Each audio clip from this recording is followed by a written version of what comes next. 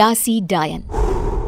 एक बार की बात है, राहुल अपने 3 दोस्तों के साथ घूमने जाने का प्लान बनाता है। अरे यार महेश, कॉलेज की छुट्टियां भी पड़ गई हैं और हम हैं कि कहीं घूमने नहीं गए। चलना यार, कहीं घूम कर आते हैं। अरे हाँ यार, बात तो तू बिल्कुल सही बोल रहा है। क्यों ना हम सब राजगढ़ नगर चले।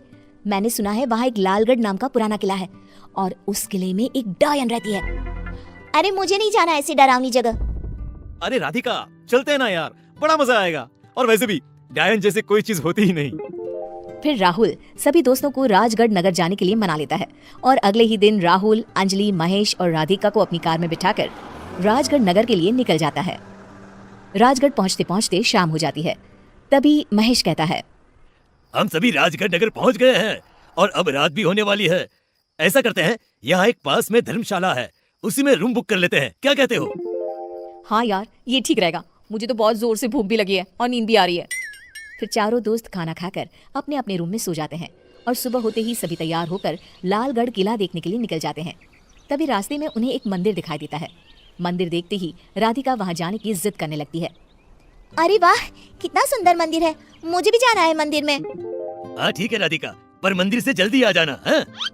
क्यों, तुम सब नहीं चलोगे मेरे साथ? अरे राधिका जी, आप ठहरी पक्की पुजारन, इसलिए आप ही पधारिए मंदिर। हम सब आपका यहीं वेट करते हैं, जल्दी आ जाओ। राधिका मंदिर जाती है और देवी माँ का आशीर्वाद लेती है। तभी मंदिर के पुजारी राधिका को देवी माँ का लॉकेट देते हैं और राधिका से कहते हैं, ये देवी माँ का लॉकेट है बिटिया। इसे जो भी अपने गले में पहनता है वो बुरी नजर और बुरी बला से बचा रहता है। राधिका अपने गले में लॉकेट पहन लेती है और पुजारी जी से कहती है, पुजारी जी, क्या मुझे 3 लॉकेट और मिल सकते हैं? फिर राधिका पुजारी जी से लॉकेट लेकर अपने दोस्तों को देती है, पर कोई भी लॉकेट नहीं पहनता और लॉकेट गाड़ी में रख देते हैं। महेश लॉकेट अपने शर्ट की पॉकेट में रख लेता है। लो, आ गया लालगढ़ का किला।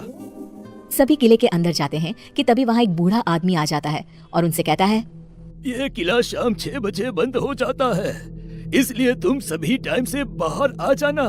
और तुम सभी को ये तो पता ही होगा कि इस किले में एक डायन है जो रात के अंधेरे में इस किले में घूमती रहती है। इस किले में जो भी रात को रुका वो बाहर जिंदा वापस नहीं आया है, इसलिए तुम सभी इस बात का ध्यान रखना। फिर सभी दोस्त किले के अंदर चले जाते हैं और कुछ ही देर में अंधेरा भी हो जाता है। महेश, रात होने वाली है, कहीं सच में यहाँ डायन आ गई तो? राहुल हंसते हुए कहता है, अरे तो कोई नहीं, हम सब उसके साथ एक सेल्फी ले लेंगे। क्यों अंजलि? और वैसे भी अंजलि को तो सेल्फी लेना बहुत पसंद है। Very funny. अच्छा राहुल, चलो हम दोनों ऊपर चलते हैं, शायद हमें वहाँ वो डायन मिल जाए।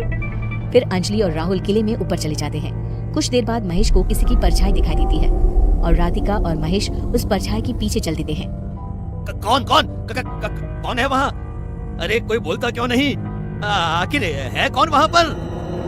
तभी जोर जोर से हंसने की आवाजें आने लगती है। महेश और राधिका कमरे में जाकर देखते हैं कि तभी अचानक से कमरे के सभी दरवाजे और खिड़कियां अपने आप बंद हो जाते हैं। महेश प्लीज यहाँ से चलो, मुझे बहुत डर लग रहा है।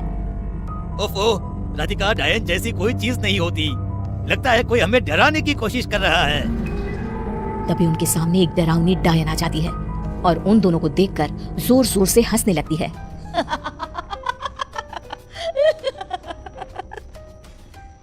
अरे वाह, आज तो मजा ही आ गया। आज एक नहीं बल्कि 2 लोगों का खून पीने को मिलेगा। अरे मर गया रे!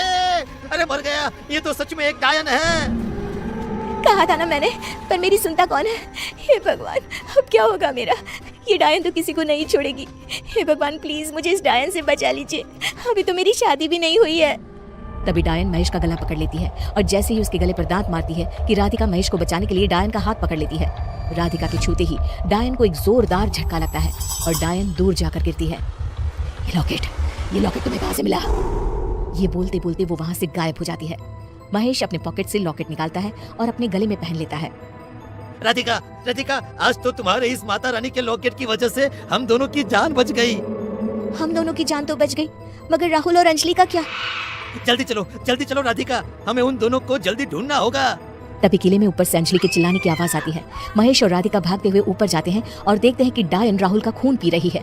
अंजलि जोर से चिल्लाते हुए कहती है, हमने तुम्हारा क्या बिगाड़ा है जो हमें मारने पर तुली हो? प्लीज हमें छोड़ दो। आज के बाद हम इस किले में तो क्या कभी इस एरिया में भी नहीं आएंगे। डायन जोर जोर से हंसते हुए कहती है, कितने सालों से मैं खून की प्यासी हूँ, आज जाकर मैं तुम्हारे खून से अपनी प्यास बुझाऊंगी। और तू बोलती है कि छोड़ दे तुझे। आज तो इसका खून पीकर मजा ही आ जाएगा। डायन राहुल का सारा खून चूस लेती है और राहुल की मौत हो जाती है। अंजलि जल्दी हमारे साथ भागो, नहीं तो ये डायन तुम्हें भी खा जाएगी। तीनों भागते हुए किले के गेट के पास पहुंचते हैं, पर किले का गेट बंद हो जाता है। अंजलि रोते हुए कहती है, हे भगवान, अब क्या होगा? उस डायन ने राहुल को मार डाला, अब वो हम तीनों को भी मार डालेगी। ये सब मेरी वजह से हुआ है। मैंने ही तुम सबको इस किले के बारे में बताया था। ओफो अंजलि, ये वक्त रोने का नहीं है। यहाँ से कैसे निकलेंगे ये सोचो। जब तक हमारे पास ये लॉकेट है तब तक वो डायन हमारा कुछ नहीं बिगाड़ सकती। हमें बस सुबह होने का इंतजार करना होगा। काश राहुल और मैंने भी माता का लॉकेट पहन लिया होता तो आज राहुल जिंदा होता। महेश अपने गले से लॉकेट उतारकर अंजलि के गले में पहना देता है। तुम चिंता मत करो, सब ठीक हो जाएगा। तभी जोर से हंसते हुए डायन वहां आ जाती है और महेश का गला पकड़ लेती है। अब तेरी बारी है, बहुत भगाया है तुम तीनों ने मुझे, अब एक एक करके तुम तीनों का खून पी जाऊंगी। जैसे ही डायन महेश का खून पीने लगती है, राधिका अपने गले से लॉकेट उतारकर डायन के गले में पहना देती है। डायन जोर जोर से चिल्लाने लगती है, ये क्या किया तुमने? निकालो इसे, नहीं तो मैं तुम सबको कच्चा मार डालूंगी। महेश डायन से अपना गला छुड़ाता है। हे माता रानी, हमें इस खूनी प्यासी डायन से बचाना। कुछ ही देर में सुबह हो जाती है और वो डायन अचानक से गायब हो जाती है। किले का गेट खुलता है और वो तीनों उस किले से बाहर निकल आते हैं और कहते हैं, आज के बाद हम कभी इस किले की तरफ नहीं आएंगे। एक समय की बात है, एक गांव में चश्मे वाली चुड़ैल का आतंक था। चुड़ैल गांव के लोगों को अलग अलग तरीके से हमेशा परेशान किया करती थी। एक दिन रामू अपने खेत पर काम कर रहा होता है, तभी चुड़ैल वहां आती है। क्या कर रहे हो राजा? और फिर चुड़ैल रामू के हाथ से उसकी कुदाल छीनकर पेड़ पर चढ़ जाती है।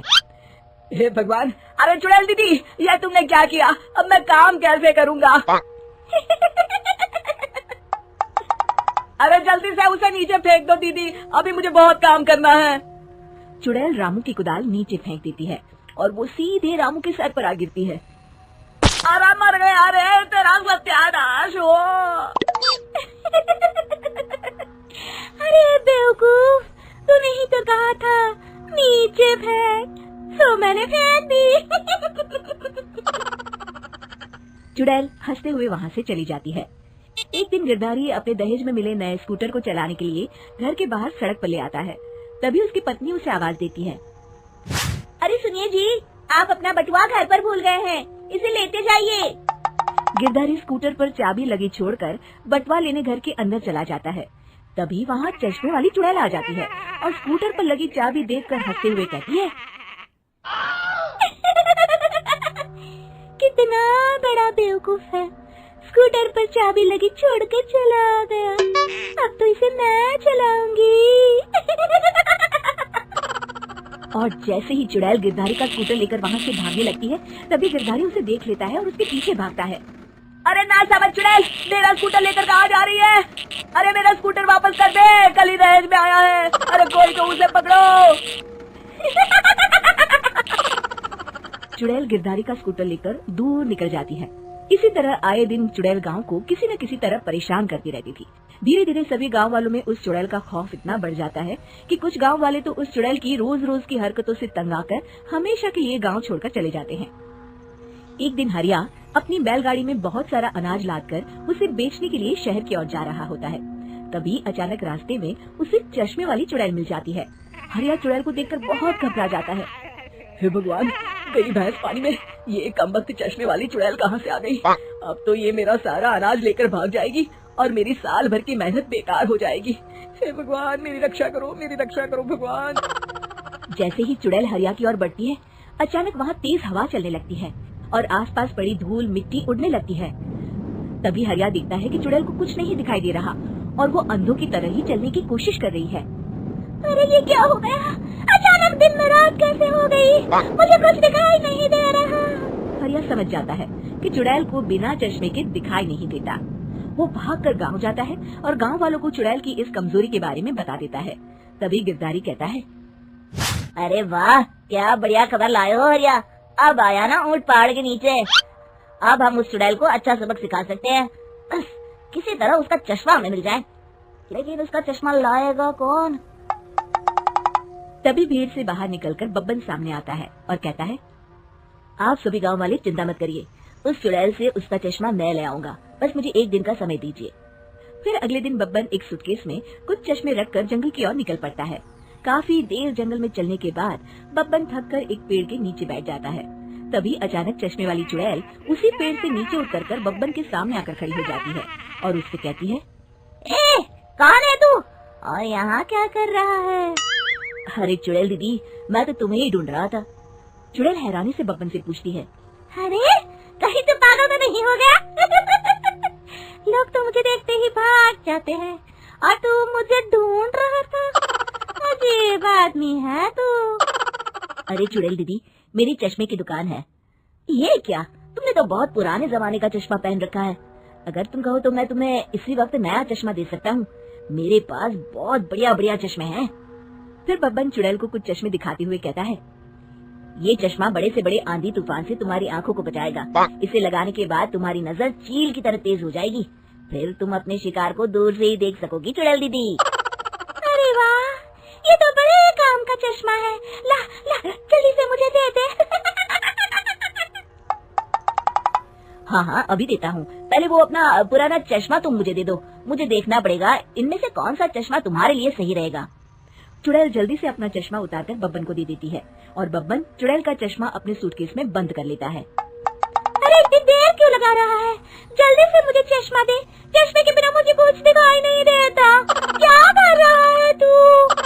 तभी बब्बन हंसते हुए कहता है,